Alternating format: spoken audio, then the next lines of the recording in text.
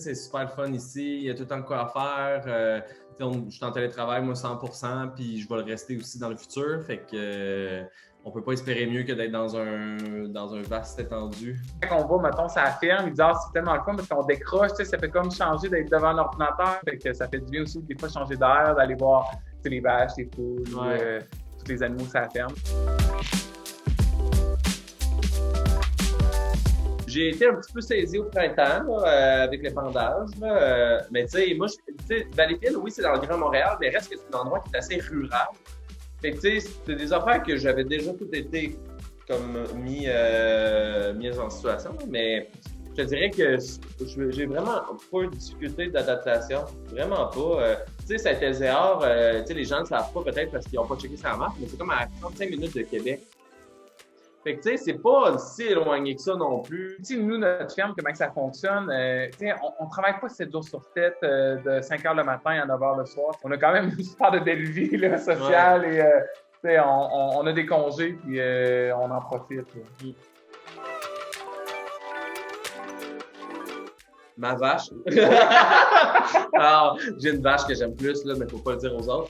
Là, on a vu le temps des sucres. Moi, je serais vraiment sur le domaine acéricole. Fait que, c'est sûr que j'aime le temps des sucres, mais le temps des sucres, c'est pas la même chose. Là. C'est comme. C'est un vibe, là, dans le sens où tu es là, tu bois un petit café à longueur de journée, ça bouille, ça sent bon, c'est le fun. Mais sinon, je sais pas encore. Tu sais, j'ai pas vraiment fait encore un tour d'horloge. Le tracteur aussi. Oui, le tracteur. En fait, moi, j'ai vraiment une passion klaxon dans la vie. Là, puis les tracteurs ont des petits klaxons, donc je m'amuse bien avec ça.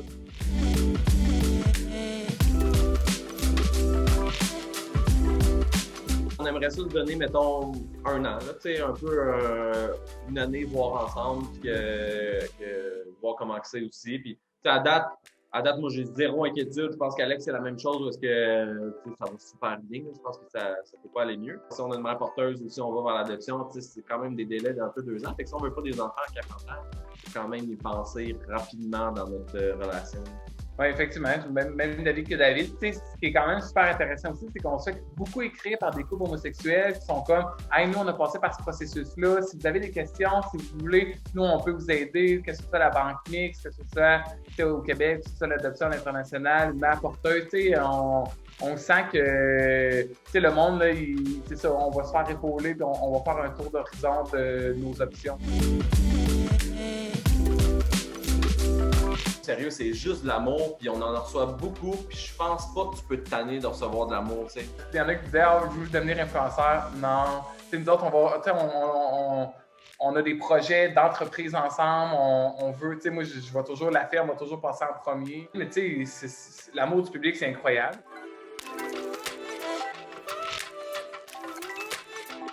Mais je pense que les deux, tu sais, on est assez un livre ouvert dans le sens où c'est difficile d'être surpris de quelque chose vraiment intense.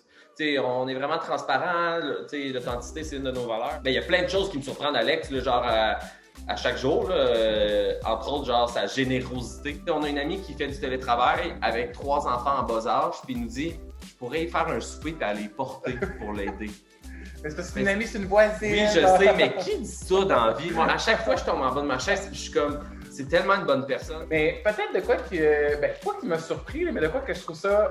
Ça, c'est très révélateur sur quelqu'un. Là. David est vraiment, vraiment, vraiment proche de sa famille. C'est de quoi d'autre qui m'a... pas de quoi qui m'a surpris, là, mais David est vraiment bon en rénovation.